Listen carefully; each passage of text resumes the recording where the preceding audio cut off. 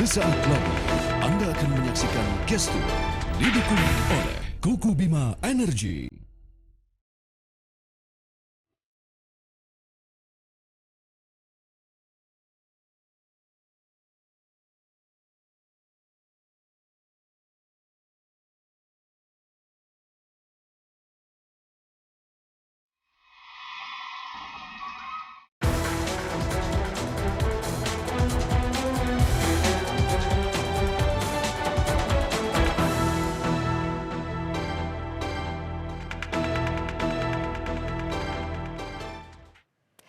Pemirsa selamat malam, Gestur malam ini menghadirkan Muhaimin Iskandar, Ketua Umum Partai Kebangkitan Bangsa. Biasa kita sapa dengan Caimin. Assalamualaikum, selamat malam Caimin. Waalaikumsalam warahmatullahi. Kalau ada Caimin di sini artinya yang kita perbincangkan tidak jauh-jauh, urusan yang malam ini juga tengah menjadi perbincangan hangat.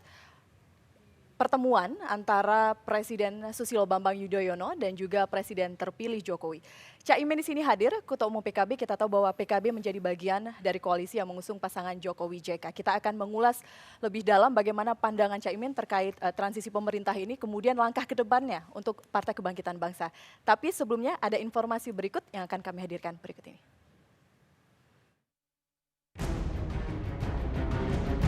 Sosok Ketua Umum Partai Kebangkitan Bangsa Muhaimin Iskandar atau biasa disapa Caimin memang syarat sensasi. Kata dan sikapnya kadang jadi kontroversi. Totalitasnya penuh meski mengandung spekulasi. Caimin pernah mati-matian mendukung Rhoma Irama sebagai capres dari PKB saat nama Mahfud MD dan Yusuf Kala santer membahana. Bahwa Bang Haji Rhoma adalah capres PKB. Bahkan tadi pun saya nyatakan Bang Haji Rhoma adalah capres PKB. Bukan Muhaimin bila tak mengejutkan. 14 Mei 2014, ia justru mendeklarasikan dukungannya kepada Jokowi JK. Sementara Mahfud MD dan Rhoma Irama merapat ke kubu Prabowo Hatta. Muhaimin Iskandar kembali menjadi buah bibir. Kini, posisi Nahdien yang disebut-sebut sebagai calon tunggal Ketua Umum PKB sejak sepeninggal almarhum Gus Dur itu mulai goyah. Di bawah nakoda Caimin, PKB mengklaim berhasil meredam isu-isu agama yang kerap menerjang kubu Jokowi, hingga sukses memuluskan langkah Jokowi JK pada Pilpres 2014. Muhaimin seolah tengah dilema. Tim transisi bentukan Jokowi, apa mengikutsertakan dirinya? Ia sempat merasa ditinggal sendirian, bak dikhianati teman seperjuangan. Apalagi Jokowi juga mengultimatum menteri yang masuk kabinetnya tak boleh rangkap jabatan. Masih ada waktu bagi Muhaimin menetapkan pilihan, disumpah sebagai menteri atau mengemban amanah partai. Hanya Caimin yang bisa memutuskan. Tadi gambaran bagaimana langkah politik seorang Caimin. Caimin, langsung saja saya ingin tanya bagaimana perkembangan untuk malam hari ini sebelum kita nanti berbicara mengenai banyak hal. Malam ini ada yang dinanti adalah pertemuan awal setelah Mahkamah Konstitusi memutuskan Jokowi JK adalah presiden dan wakil presiden terpilih. Pertemuan penting. Informasi sejauh ini. Ya, pertemuan yang sangat penting dan strategis malam ini karena jauh hari Pak Presiden, Pak SBY, di rapat-rapat kabinet selalu menyatakan nanti setelah keputusan Mahkamah Konstitusi saya harus bertemu capres terpilih untuk 3 hal. Yang pertama menyiapkan langkah-langkah transisi. Jadi ide transisi itu saya dengar pertama kali justru dari Pak SBY. Karena transisi itu penting artinya agar beberapa program pemerintah yang sedang jalan dengan program inovasi capres terpilih itu nyambung. Yang kedua yang strategis dari pertemuan ini selain menyiapkan perubahan dan transisi itu adalah bagaimana agar pemerintahan yang akan dilantik baru tanggal 20 Oktober nanti itu benar-benar sudah siap langsung bekerja, tidak lagi memanasi mesin lagi, tadi langsung start, sehingga apa capaian yang sudah berhasil bisa dilanjutkan. Yang ketiga tentu kita berharap Pak SBY seperti pernyataan beliau di parlemen, di DPR bahwa akan mendukung sepenuhnya presiden terpilih, ini berarti kita berharap bukan saja dukungan total dalam artian keberhasilan yang selama ini menjadi bagian dari kelanjutan, tapi ya kita berharap Demokrat bisa ikut bergabung lah dalam koalisi. Oke, baik.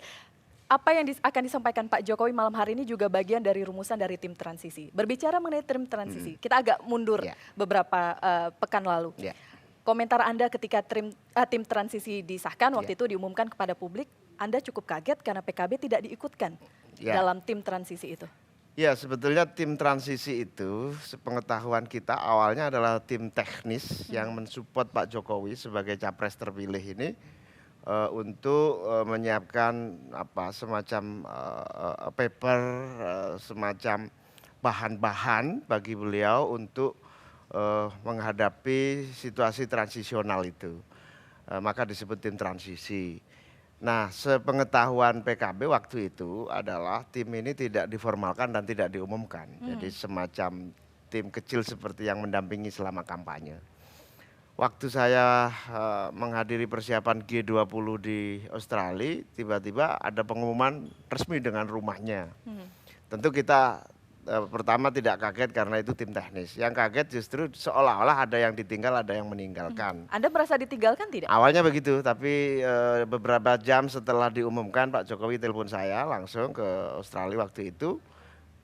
Beliau bilang memang saat mau diumumkan nyari-nyari saya nggak ketemu karena memang saya sedang di Australia. Beliau menjelaskan tim ini teknis tidak usah dirisaukan. Nanti kalau ada siapa keluar masuk di dalam tim ini, rumah ini tidak ada yang perlu dirisaukan. Toh ini tidak menyangkut hal-hal keputusan-keputusan yang strategis. Mereka hanya menyiapkan alternatif apa yang harus saya lakukan, kata Pak Jokowi. Tapi mohon maaf, ketika kita berbicara mengenai orang dalam, artinya Nasdem memiliki orang dalam di situ karena ada deputinya, kemudian PDIP juga ada orang dalam, ada deputinya, PKB tidak ada. Ya, waktu itu alasan yang disampaikan kepada saya oleh Pak Jokowi, hubungi saya susah, kemudian ditugaskan Bu Rini Suwandi. Bu Rini Suwandi ketika ketemu saya kemarin juga mengakui ada kesalahan komunikasi, kemampuan komunikasi untuk lebih baik, dan bersepakat Bu Rini untuk memperbaiki cara komunikasi. Kita ingin konfirmasi, betul tidak ada nama Pak Marwan Jafar yang sempat diusulkan untuk masuk saat itu dalam tim transisi? Belum. Baru beberapa minggu yang lalu kita diminta nama-nama untuk bisa bergabung di dalam deputi ataupun posisi-posisi yang teknis. Makanya kita harus cari orang-orang yang tidak sibuk, tidak memiliki kegiatan lain yang bisa mensupport gitu. Sudah ada beberapa nama yang mungkin akan diajukan, atau memang tim transisi ini sudah fix, tidak mungkin ada yang masuk? Masih mungkin, karena ini kayak pakar, bisa masuk, bisa keluar, kayak tokoh partai bisa masuk, tapi memang harus yang punya waktu ya, karena ngetik konsep gitu lah. Sudah dihubungi oleh Pak Jokowi, dijelaskan panjang lebar, tapi jujur kalau seorang Caimin sempat kecewa ketika melihat apa langkah-langkah yang dilakukan oleh tim Jokowi. Sebelum kita ditelepon Pak Jokowi tentu sangat kecewa ya. Waktu itu loh ada apa ini, tapi setelah dijelaskan sih kita clear ya, clear. Bahkan saya akhirnya mendatangi tim transisi, lihat ya hanya tim kecil teknis saja sebetulnya. Oke, baik. Sejauh ini komunikasi yang dilakukan di dalam partai-partai yang mengusung pasangan Jokowi JK seperti apa? Kita tahu bahwa memang partai pemenang pemilu adalah PDIP dan yang menjadi komandonya juga adalah PDIP. Tapi bagaimana peran PKB di situ? Bagaimana peran Anda juga?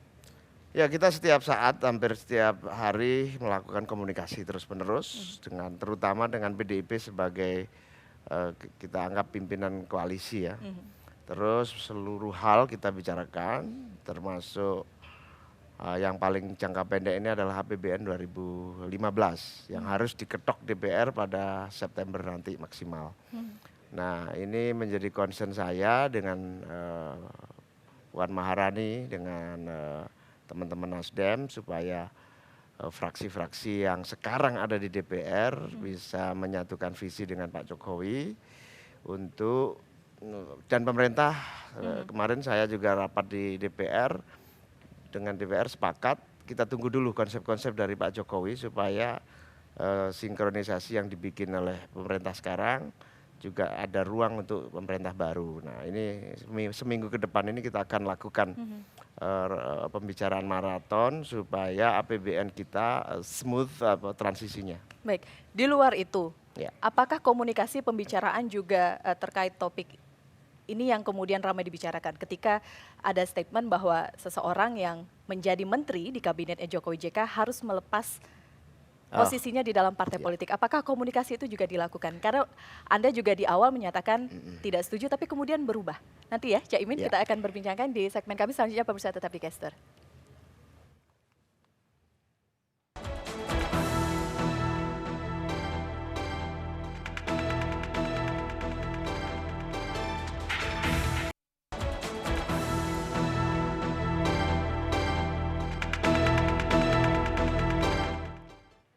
Kita lanjutkan gestur, Prof. Karim Suryadi sudah bersama kami. Selamat malam Prof, terima kasih waktu Anda malam hari ini. Kita lanjutkan, tadi saya bertanya kepada Cak Imin, belum dijawab.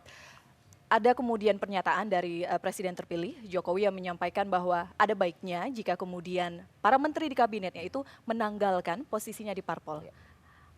Ya, Anda siap untuk saya itu? kira seluruh bangsa ini siapapun dia, termasuk partai politik, inginlah bahwa menterinya adalah orang yang konsentrasi penuh, memberikan waktu, pikiran, tenaga sepenuhnya kepada kabinet dan loyalitas penuh kepada presiden.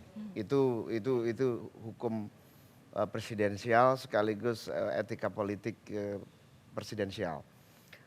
Dalam konteks itu statement Pak Jokowi kita maknai sejak awal bahwa komitmen kebersamaan kita yang total ini, tulus ini, tanpa pamrih ini tercermin dalam kebersamaan mensukseskan kabinet, pemerintah dalam hal ini. Nah, soal rangkap dengan partai politik tentu ada dua fenomena ya. Fenomena yang pertama ada wacana mendistorsi hubungan partai politik dengan jabatan politik. Itu kuat sekali. Ini dipahami karena selama pembelajaran partai politik selama 7 tahun terakhir banyak kecelakaan yang ditimbulkan oleh partai politik, baik citra parlemen maupun citra partai politik. Sehingga ada wacana, diskursus, bahkan tekanan juga muncul supaya jabatan publik dijauhkan dari partai politik. Sebetulnya logika ini realistis ketika sedang panasnya peristiwa, tetapi tidak realistis dalam konsep kenegaraan dan demokrasi. Mohon maaf, artinya Anda tidak setuju dengan... Betul, itu wacana satu. Yang kedua, ada juga pandangan bahwa posisi kabinet yang baru kebersamaan itu adalah tidak lagi ada coupling menteri. Di kabinet itu menteri partai X, partai B, partai C. Ini kita sepakat sejak awal. Menteri yang masuk di dalam kabinet bukan menteri PDIP, bukan menteri PKB, bukan menteri Nasdem, bukan menteri yang lain. Itu kita sepakati sejak awal sehingga simbolik itu perlu. Nah, pernyataan Pak Jokowi kita maknai simbolik bahwa siapapun yang masuk di kabinet itu adalah orang yang memang totally bukan lagi milik siapapun, milik semua, milik rakyat, milik bukan milik satu partai.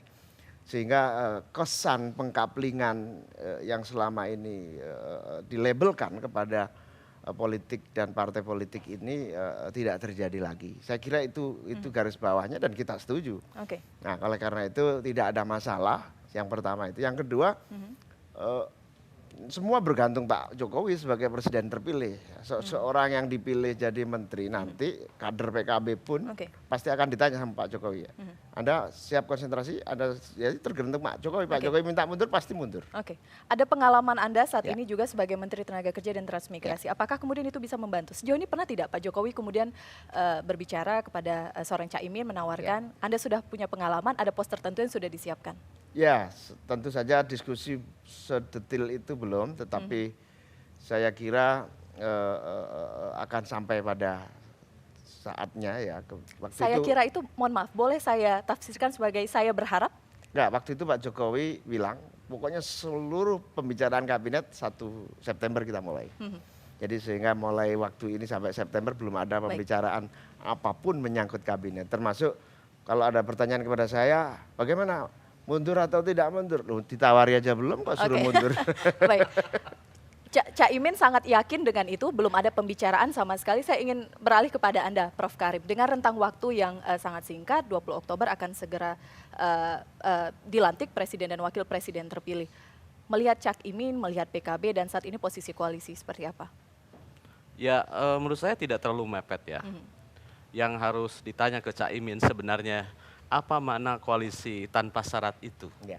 Menurut saya syaratnya adalah tanpa syarat. Jadi ada syarat sebenarnya dan Cak Imin yang tahu itu. Apakah syaratnya itu betul bahwa tidak ada pengkaplingan jabatan menteri dengan partai politik tertentu? Apakah betul juga bahwa kehendak untuk membebaskan menteri dari urusan ketua umum juga akan menjadi pilihan pasti dari Jokowi dan dia yang tahu. Tetapi menurut saya begini, karena mengapa tuntutan terhadap menteri agar tidak berasal dari ketua parpol ini menguat, menurut saya ini terkait dengan dua realitas. Yang pertama, selain dari beberapa kejadian kecelakaan yang disebut Cak Imin tadi, juga terkait dengan betapa menggeloranya janji Jokowi. Jadi Jokowi berjanji siap bekerja, siap membangkitkan harapan, merevolusi mental. Kan mana revolusi itu penjungkir balikan gitu. Kalau selama ini menteri berasal dari ketua umum dan itu dibiarkan, itu bukan revolusi namanya. Itu memelihara sesuatu yang sudah jadi. Meskipun kita tidak selalu memandang rubah dulu, tidak selalu. Kita ingin boleh ada yang dilanjutkan, boleh ada yang diubah. Yang penting evaluasinya seperti apa. Kalau PKB sejauh ini seperti apa? Mengingat sudah cukup totalitas dalam mengusung pasangan Jokowi JK, apakah bisa berinisiatif awal, meminta jatah duluan, atau sebenarnya hubungannya seperti apa? Setahu saya PKB yang menganut politik rahmatan lil alamin ya Caimin. Saya tidak melihat ya arah PKB akan meminta seperti itu. Karena saya tahu secara historis PKB itu kan wadah politiknya ulama gitu. Dan dalam terminologi ulama hal itu tidak bisa, meskipun ulama itu ranahnya inspirator dan PKB operator, tapi menurut saya tidak akan dilakukan itu secara terang-terangan, bahwa lobby ada ya biasa. Tidak secara terang-terangan, ya. Tapi kemudian lobby-lobby itu mungkin saja bisa terjadi. Lobby itu alamiah gitu, lobby itu alamiah dan merupakan kehidupan politik. Bagaimana mungkin politik tanpa lobby, itu tidak mungkin. Kita tanya, lobbynya sudah sampai mana nih Cak Imin? Ya, kita bersepakat dari partai-partai pendukung Pak Jokowi JK ini. Hari ini secara khusus pembicaraannya adalah persiapan transisional termasuk khususnya fokus APBN. Yang kedua, kita juga bersepakat dengan Pak Jokowi, Pak JK, kita akan lakukan pembicaraan tentang postur kabinet, masukan-masukan dari partai, pandangan partai pada September. Adalah sangat wajar kalau kita dimintain pendapat atau kita memberikan pendapat, karena kita juga bertanggung jawab agar Pak Jokowi, Pak JK sebagai pimpinan nasional nanti sukses. Tentu di sisi yang lain PKB punya mandat ideologis, mandat cita-cita PKB. Kalau PKB mendukung Pak Jokowi itu kan punya cita-cita bahwa harapan PKB itu tertanam di dalam rumusan kampanye Pak Jokowi. Makanya kita harus kawal, termasuk mengawal aspek-aspek keagamaan yang akan dijalankan pemerintahan. Seperti misalnya kita minta pemerintah harus tegas di dalam kelompok-kelompok menghadapi kelompok-kelompok radikal, tidak lagi mendiamkan tetapi law enforcement, misalnya kayak itu contoh. Itu menurut PKB harus dikawal betul dalam pemerintahan ini. Tadi menyebutkan postur kabinet, saat ini ada beberapa opsi yang tengah dilempar kepada publik. Ini seperti uji publik. Alangkah lebih baik yang mana begitu? Yang ramping atau gemuk? 34 kementerian, apakah menurut Anda juga itu perlu dirampingkan? Anda saat ini berada di dalam pemerintahan. Cak Imin, nanti kita akan berbincang tentang itu bersama dengan tamu kami lainnya, akan kami hadirkan di Gestur sesaat lagi.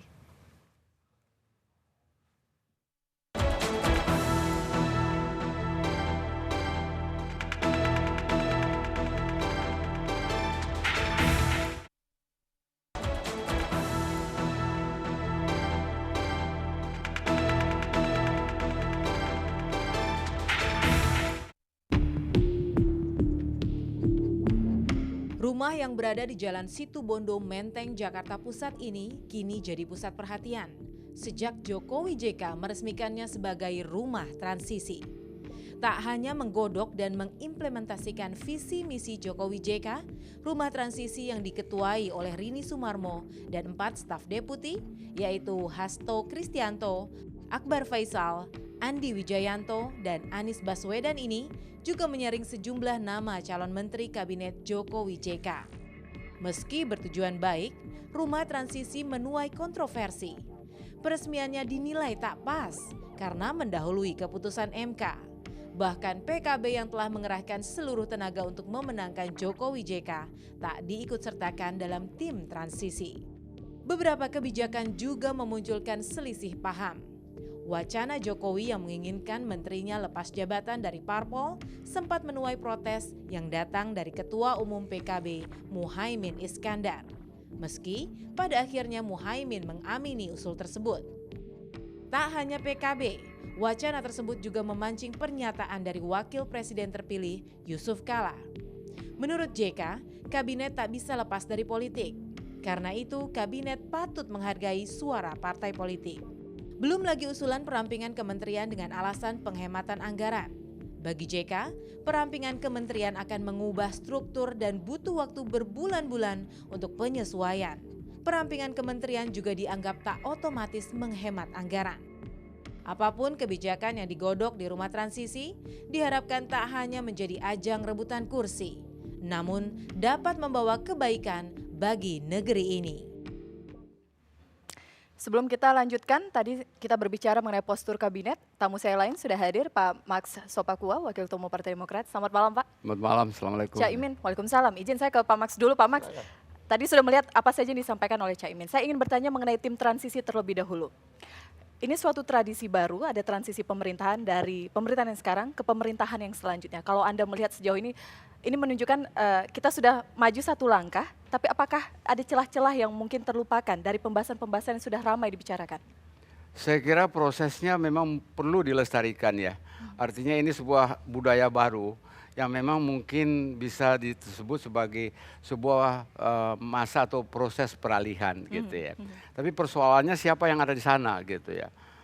Saya sangat mendukung Pak Ketua PKB pada waktu dibicarakan bahwa nanti yang duduk di kabinet nantinya lepas dari jabatan parpol. Saya pikir itu sebuah pemikiran yang keliru. Kenapa keliru? Urusan pemerintahan itu kuncinya ada di parlemen. Kalau nantinya pemerintah itu dengan nilainya kosong di parlemen, saya pikir akan terjadi sesuatu yang tidak diinginkan oleh pemerintah yang sedang memerintah. Gitu. Artinya tidak hanya kemampuannya saja, tapi juga gerbong di belakangnya dalam tanda kutip parpolnya, orang-orang di parlemen. Ya, saya kemarin saya sampaikan di TV One juga bahwa prosesnya itu tidak gampang ya. Untuk menggolkan atau menjadi supporting power dari kabinet ataupun pemerintah yang sedang berlangsung, itu perlu power dari kabinet, dari parlemen. Kalau nggak ada dari parlemen, apa yang mau kita buat nantinya? Semua kebijakan pemerintah kalau ditolak karena memang parlemen merasa bahwa tidak ada yang terwakili di kabinet, atau bagaimana? Kalau yang dibaca masyarakat saat ini ketika para menteri, mohon maaf nih Caimin di sini, ketika para menteri yang kemudian rangkap jabatan sebagai ketua umum partai politik, kita melihat sosok-sosok ini lebih melihat partai politiknya, lebih mementingkan partai politiknya dibandingkan kerja untuk masyarakat. Saya kira itu sebuah proses, artinya tinggal sense of belonging dari masing-masing orang yang ditempatkan di kabinet atau yang mempunyai peranan di partai politik. Saya pikir selama dia ada di memegang jabatan di kabinet, dia harus menomorsatukan yang ada di sana karena itu dia kerja untuk bangsa dan negara. Sementara yang ada di partai politik ada sekjen, ada wakil ketua umum dan lain-lain sebagainya. Seperti misalnya Pak SBY, Pak SBY ketua umum jabatannya presiden, tetapi ada ketua harian.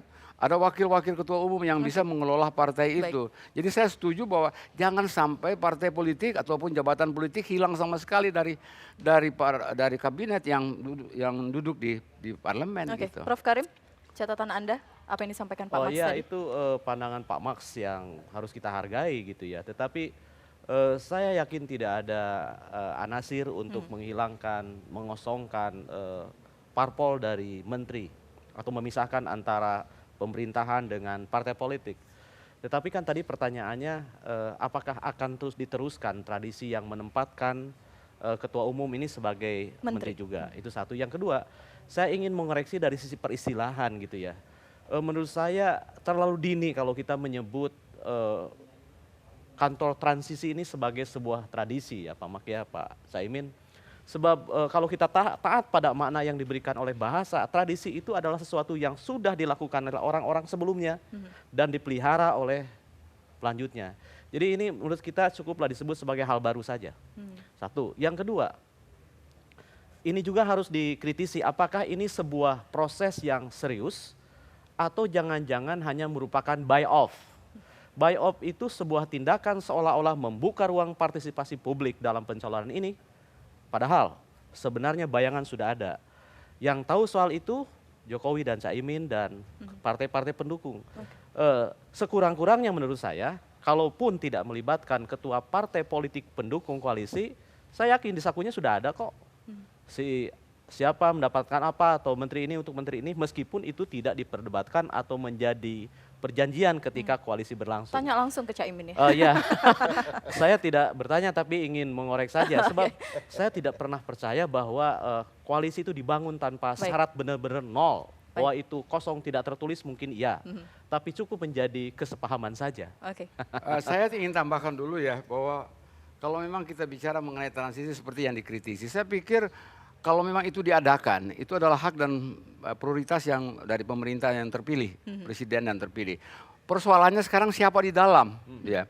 Siapa yang di dalam itulah yang kita bicarakan gitu. Saya pikir partai-partai koalisi yang ada di sana harus punya wakil-wakil di sana. Caimin nggak punya wakil di sana. Artinya, Anda ingin sampaikan apa? Saya ingin menyampaikan bahwa proses yang terjadi di sana harus melibatkan seluruh partai koalisi untuk membicarakan bagaimana program proses ke depan. Apalagi sekarang Anda tahu bahwa mungkin proses ini lain dengan yang dulu ya.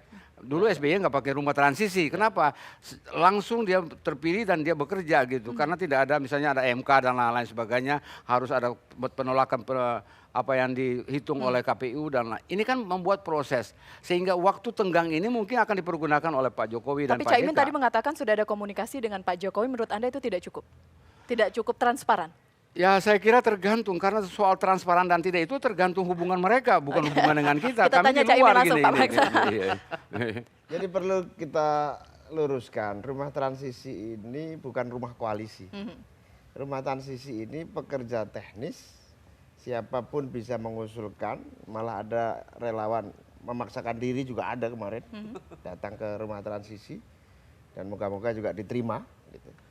Karena ini memang wadah tempat mensupport secara konseptual maupun paper gitu untuk menjadi bahan Pak Jokowi. Ketika PKB tidak dilibatkan, apakah artinya mungkin pemikiran-pemikiran PKB tidak cukup kuat untuk dimasukkan dalam rumusan tim transisi? Dilibatkan, kita dilibatkan, bahkan beberapa orang kita sudah masuk. Tetapi waktu deklarasi saja kita Rini Suhandinya yang komunikasinya jelek, dia nggak komunikasi dengan baik. Oke, baik. Kita juga nanti akan berbincang dengan salah satu deputi tim transisi, Bang Akbar Faisal. Sudah bergabung bersama kami, Bang Akbar.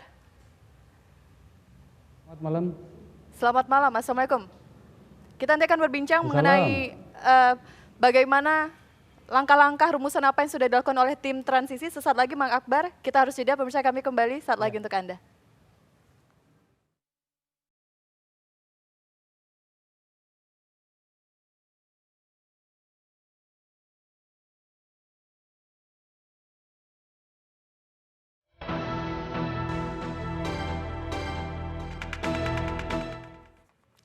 Kita lanjutkan gestur, sudah bergabung bersama kami juga Deputi Tim Transisi Akbar Faisal. Selamat malam, Bang Akbar. Selamat malam, saya harus menyapa dulu para senior yang ada di situ. Caimin, selamat malam. Pak Haji Max, selamat malam. Ada Prof Karim juga di sini, Bang ada Akbar. Profesor sini, Profesor Karim. Tampaknya sibuk Bang ya, tidak bisa bergabung bersama kami di studio malam hari ini. Bang Akbar, kita ingin tahu perkembangan untuk malam hari ini. Nggak ikut Bang ke Bali bersama dengan Pak Jokowi bertemu dengan Presiden SBY. Ini 5 orang di tim transisi itu, Mbak Elvira, itu pembantu di rumah transisi ini. Jadi kami di sini aja menjaga kalau ada grendel pintu yang rusak, ya kami perbaiki. Baik. Kalau Caimin datang ke sini, ya kami buatkan teh gitu loh kira-kira. Baik. Yang diajak Pak Jokowi siapa ke Bali? Saya lihat tadi itu, saya di TV juga, itu kelihatannya dengan Bang Surya ya. Kemungkinan Bang Surya ke sana itu dalam kegiatan yang lain yang kebetulan mungkin bersamaan dengan jadwalnya dengan Pak Jokowi ke sana. Caimin nggak diajak? Lowong nih kayaknya nih Bang Akbar. Ini Caimin kadang-kadang susah nomor HP-nya itu, udah ganti Caimin ya nomor HP-nya ya. Berarti komunikasinya sulit bukan dari pihak sana tapi dari sini. Nomornya katanya susah dikontak Caimin. Enggak kok. Caimin sebagai ketua partai banyak memberikan masukan kepada kami. Saya sendiri berkomunikasi dengan layer kedua di PKB ya. Kalau Caimin kan bukan level saya. Itu levelnya ketua umum partai itu bukan level kami. Saya dengan ya di bawahnya Caimin lah kira-kira berkomunikasi dengan Marwan, dengan Hanif, dengan Karding gitu. Kami berkomunikasi lah. Tapi Mbak, kalau Caimin dibilang handphonenya nggak hidup, saya pikir kan banyak ajudan, ada asisten, ada sekretaris fraksi, ada ketua fraksi, Pak Marwan, ada Pak Kardin, kok cuma ke Pak Imin aja sih? Kalau begini ceritanya, ini menarik bagi saya nih. Kalau sudah Haji Mak Sopakua sudah berbicara, maka kemungkinan Demokrat bergabung dengan koalisi ini semakin besar kalau kayak gini. Kok nyambungnya ke situ? Kan ini urusannya Pak Caimin, kok nyambungnya ke situ? Artinya ini tawaran terbuka dari tim transisi untuk Partai Demokrat. Sebenarnya kalau yang kami ketahui ya, komunikasi dengan Demokrat itu bagus sekali. Barangkali saja Pak Haji Mak Sopakua ini senior saya ini, kawan saya, kolega saya ini agak jarang berada di Jakarta, jadi saya jarang bisa mengontaknya. Tetapi pada level elit Demokrat yang lain itu saya berkomunikasi, kami berkomunikasi dan bersama dengan teman-teman partai yang lain dari P3, dari Golkar gitu ya, kami bangun komunikasi itu dan insya Allah lah tidak dalam waktu yang lama dalam kendali ketua umum partai yang pengusung utama, di mana di situ juga ada Caimin yang kebetulan ada juga di acara ini. Saya rasa pemerintahan yang akan datang kita bisa yakinlah lebih optimis untuk segera bergerak cepat bahkan pada hari pertama pemerintahan Jokowi JK. Baik, Bang Akbar, tadi di awal kita sempat berbincang dengan Caimin, berbicara mengenai rumah besar tim transisi. Unsur PKB tidak dilibatkan di situ. Secara personal, ada PDIP di sana, ada Nasdem di sana, tapi di PKB tidak ada perwakilan di tim transisi. Caimin tadi sempat menyatakan agak sedikit kecewa, tapi sudah terobati karena ada telepon dari Pak Jokowi.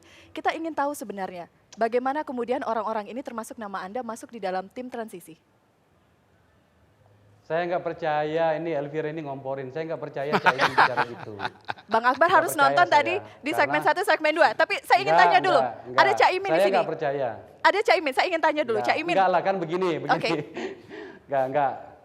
Gini loh, jadi saya sendiri itu bahkan teman-teman di Nasdem itu ada yang beranggapan bahwa untuk kali ini saya tidak bisa juga dikatakan 100% representasi dari Nasdem. Meskipun mau tidak mau di jidat saya ini ada logo Partai Nasdem. Karena waktu itu saya lagi ada di kampung di Sulawesi Selatan di Sengkang ya, kampung bapak saya, kampung saya, ditelepon supaya segera ke Jakarta. Saya yakinlah sebenarnya itu ini bukan tentang formulasi perwakilan partai, karena yang pada saat itu dibutuhkan segera langkah bagaimana kemudian harus ada langkah cepat. Mungkin saja pada saat itu belum terpikirkan dan saya sudah bicara dengan teman-teman di layer di bawahnya Ketua Umum, di bawahnya Caimin, orang yang saya hormati, untuk segera melakukan apa yang bisa diberikan kepada rumah transisi. Saya baru tahu dan alhamdulillah bahwa persiapan kalau PKB itu muktamar ya. Muktamar ya. Itu ada ada kajian juga yang sebenarnya hampir sama dengan yang kita lakukan di sini.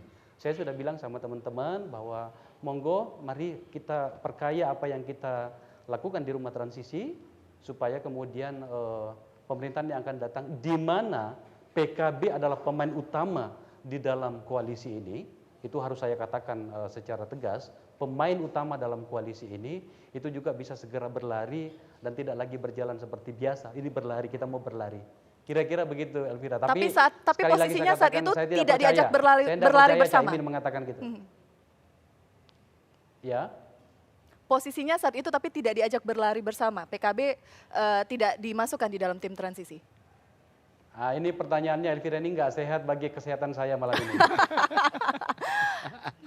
Ini bukan pertanyaan saya, mungkin pertanyaan mewakili banyak Jadi orang. itu sudah masalah. Enggak. Oh, sudah masa lalu. Baik, saya tidak- Bang Akbar saya- sebentar, Caimin ingin berkomentar. Silahkan Caimin. Itu sudah masa lalu karena Baik. Pak Jokowi sudah menjelaskan kepada saya semua detil tentang rumah transisi. Oke.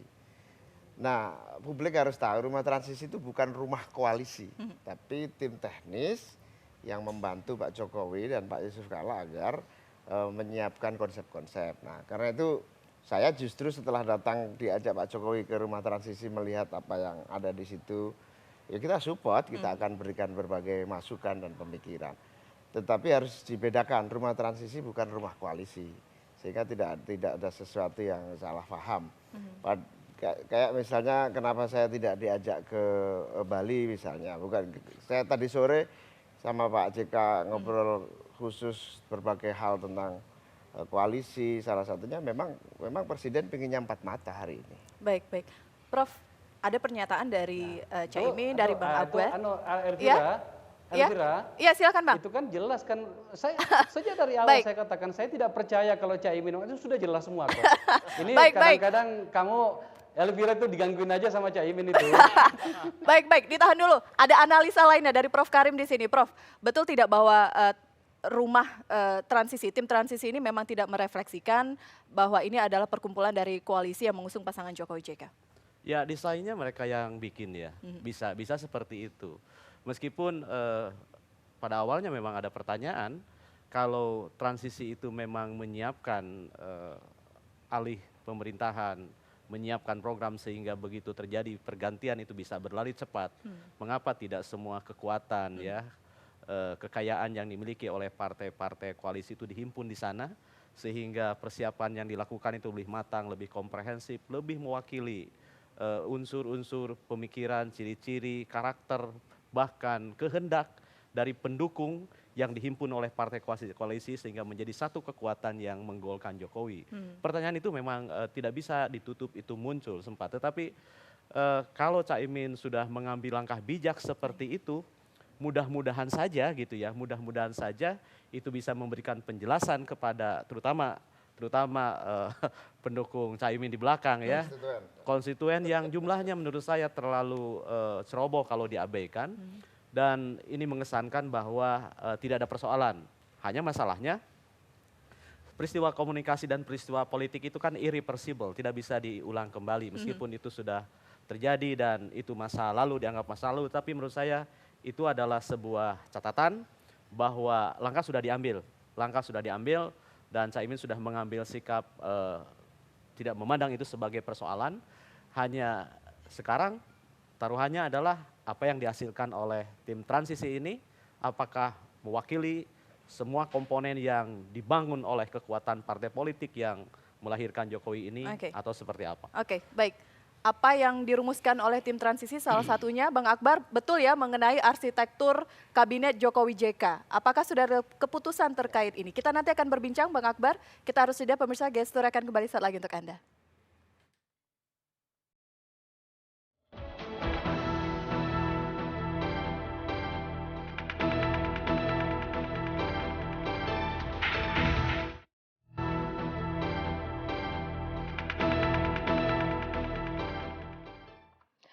Saya sapa lagi Bang Akbar. Bang Akbar, tadi kita berbincang mengenai postur kabinet. Tim transisi sudah memberikan beberapa opsi dan itu sudah dilempar begitu kepada publik.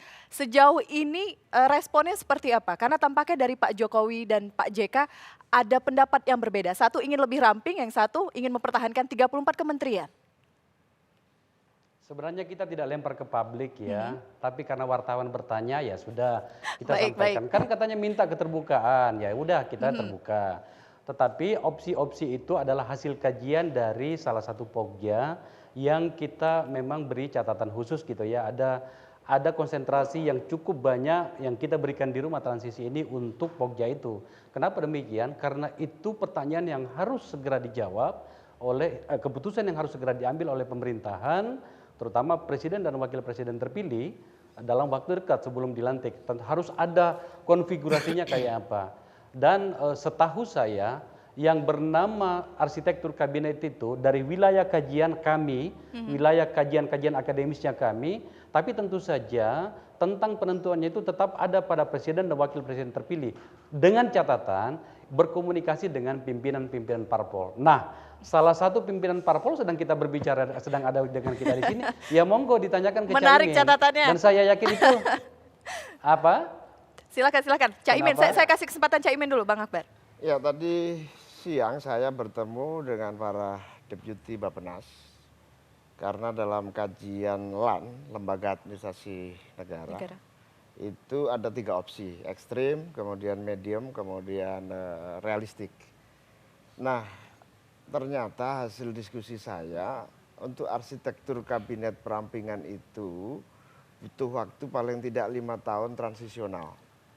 Karena misalnya likuidasi eselon-eselon tertentu, kita punya pengalaman ketika Gus Dur melikuidasi Kementerian Sosial, Kementerian Penerangan, itu ada beban yang disebut beban PNS. Itu menurut Bappenas begitu.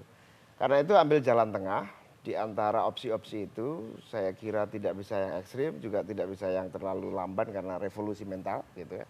Ini harus ada jalan tengah yang proporsional. Saya kira pikiran saya itu ya maksimal 30, antara 30-25 gitu. 30 sampai 25. Ya. Artinya lebih ramping dibandingkan yang sekarang. Pasti 34 pasti kementerian. ada perampingan sedikit gitu. Oke, baik. Pak Max? Ya, saya kira ini pengalaman itu ya. Caimin tadi sudah mengatakan bahwa peristiwa yang terjadi ketika almarhum Gus Dur menjadi presiden. Saya adalah orang yang ada di sana. Ketika itu saya adalah karyawan dari Departemen Penerangan, katakanlah di TVRI gitu ya. Itu pada waktu beliau setelah dilantik dibubarkan dengan segera. Departemen Penerangan, Sosial dan Kemenpora itu problemnya besar. Dan saya baru dengar cerita juga dari Pak SBY bercerita bagaimana pemerintah repot untuk mengakomodir kepentingan-kepentingan yang ada di antaranya PNS. Ribuan PNS pada waktu itu harus disisipkan kemana-mana. Belum lagi mereka yang sedang berjenjang karir. Kepala seksi. Jika, mohon maaf saya potong, analoginya adalah jika kemudian kementerian dirampingkan, ada uang negara juga yang dihemat di situ. Ya, saya kira uang negara memang ada yang dihemat, tetapi apalah artinya dengan ribuan dan ratusan ribu PNS, mereka yang sekarang berjenjang karir juga mandek, dari kepala seksi ke Kasubdit, Kasubdit ke kepala biro ke dirjen, dirjen sekjen, semuanya itu terbengkalai dan mau ditempatkan di mana? Belum lagi kementerian mengirimkan sejumlah atau ratusan orang yang belajar di luar negeri. Ketika dia selesai, dia mau pulang, mau tempatnya di mana? Jadi saya setuju seperti yang dikatakan oleh Caimin tadi, pengkajian perlu. Tidak mendadak, tidak cepat-cepat, tapi memerlukan waktu 1 periode. Dengan undang-undang yang dibuat, anggaran yang disiapkan, bagaimana mengakomodir kepentingan PNS yang memang pada waktu itu ada di kementerian terkait untuk disalurkan ke kementerian-kementerian yang lain. Ini persoalan yang memang sudah kita alami, bukan belum dialami. Dan itu repotnya bukan main. Cukup gitu. tidak 1 periode untuk mengubah itu? Saya kira tergantung dari undang-undang yang dibuat ataupun dan keseriusan untuk membangun itu. Jadi 1 periode 5 tahun saya pikir bisa dilakukan gitu. Oke, baik. Sebagai penutup singkat saja, mumpung ada Bang Akbar Faisal, ada Caimin di sini, apakah kemudian pintu koalisi Demokrat bergabung kepada tim Jokowi JK? Saya mau jawab Pak Akbar Faisal tadi juga mengenai masalah komunikasi ya. Saya kira Pak Akbar ini kan dulu di Demokrat dianya ya. Baik. Dia berada bersama dengan saya di DPP Pemuda Kominfo dan Pendidikan. Dan dia nggak boleh ingkari itu. Singkat saja. Ya. Makanya Kita dia jadi di tim transisi, jangan lupain saya gitu. gitu ya. Jadi kita punya proses komunikasi politik. Ya. Proses komunikasi politik itu sudah dilakukan. Saya dengan teman-teman dari PDI Perjuangan sering, Mbak Puan, Cahyo, semuanya di Komisi 1. Kita saling berkomunikasi dengan teman Tubagus Hasanuddin. Pak Sarip Hasan berkomunikasi juga dengan kader-kader PDIP, dengan Caimin sering malah Pak Sarip Hasan karena sama-sama di kabinet. persoalan yang kita hadapi, apakah komunikasi politik itu bisa melahirkan sebuah kerjasama politik? Itu dulu. Baik, sebelum itu jelaskan saya harus potong, waktu kita sudah habis. Ketua Umum Anda baru saja berbincang, Presiden berbincang dengan Pak Jokowi. Kita harus menghadirkan informasi itu. Pak Max, mohon maaf waktu kita habis. Terima kasih Prof. Karim, terima kasih Cak Imin. Bang Akbar, terima kasih. Saya harus potong gestur malam hari ini. Pemirsa, kami akan terus menghadirkan informasi bagaimana jalannya pertemuan antara Presiden terpilih Joko Widodo dan juga Presiden Susilo Bambang Yudhoyono yang berlangsung di Bali. Sesaat lagi, kita jumpa pekan depan.